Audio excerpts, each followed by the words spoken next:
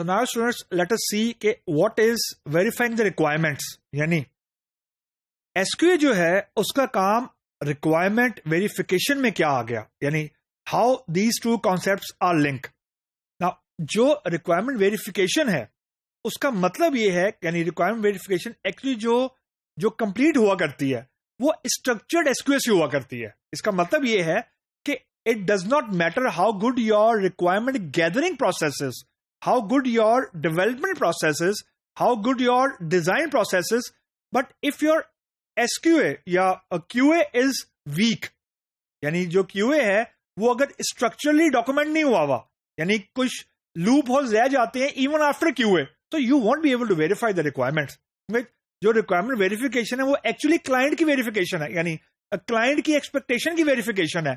So the point which I am saying is कि जो आपके जो QA का डिपार्टमेंट है, अगर हमने ये मेक श्योर करना है कि there is no leakages, mean कि we have to control the smell, यानी कोई हम क्लाइंट को ऐसा कोड पास कर रहे हैं या क्लाइंट को ऐसे फीचर्स पास कर रहे हैं जो कि वीक हैं, उनमें कुछ नॉन बग्स हैं या बहुत ज्यादा बग्स आ रहे हैं. So the first thing we try to tap is not the requirement phase, we try to tap the QA phase, क्योंकि जो QA है वहां से डेवलपमेंट टीम का काम है वो आउटपुट के तौर पर जा रहा है. So we have to control the exit first. इसका मतलब ये है कि जब भी किसी प्रोडक्ट बेस्ड कंपनी में आपने नॉइस कंट्रोल करनी है, प्रोडक्ट की नॉइस कंट्रोल करनी है, तो it won't start from the top.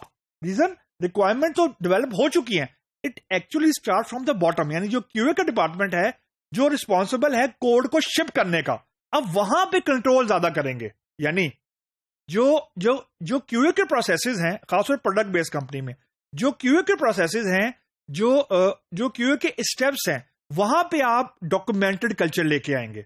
अगर आप रिक्वायरमेंट फेज में डॉक्यूमेंटेड कल्चर लेके आएंगे या उसका कल्चर जरा आप स्ट्रॉन्ग करेंगे, at the end of the day अगर आपका QA का डिपार्टमेंट वीक है तो you won't be able to deliver और you won't be able to verify the requirements. मतलब इसका ये है कि still you will be shipping non verifiable requirements, क्योंकि आपका जो QA का अगर कंट्रोल वीक है, यानी अगर आपके QA के प्रोसेसेस वीक हैं, you won't be able to control the noise जो कि रिक्वायरमेंट से आ रही है.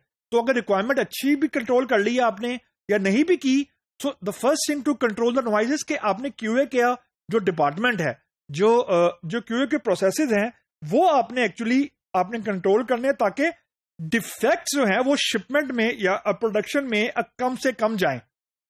जो एक बात याद रखें, जब डिफेक्ट कोई प्रोडक्शन में चला जाता है and it is reported back from the client, that is a very very tough thing to get it fix. तो सबसे पहली प्रायोरिटी ये होती है कि जो डिफेक्ट की जो रेशो है वो कम से कम की जाए. और डिफेक्ट की रेशो कम करने का मतलब रिक्वायरमेंट गैदर करना सही नहीं है. इसका मतलब है कि आपने जो QA की चीज है आपने उसको कंट्रोल करना है, क्योंकि डिफेक्ट इन प्रोडक्शन वो मैक्सिमम टाइम लेते हैं, क्योंकि आपका कोड बेस क्लाइंट यूज कर रहा होता है. तो आपने क्लाइंट को अपने सॉफ्टवेयर को यूज करने से रोक नहीं सकते. यानी आप ये कतई नहीं कह सकते कि जी I am fixing the software, stop using this software. ऐसा नहीं होता. It's a life heart beat. मतलब आपको बग की फिक्सिंग और बग की सपोर्ट और सॉफ्टवेयर की सपोर्ट इन पैरेलल देनी पड़ती है.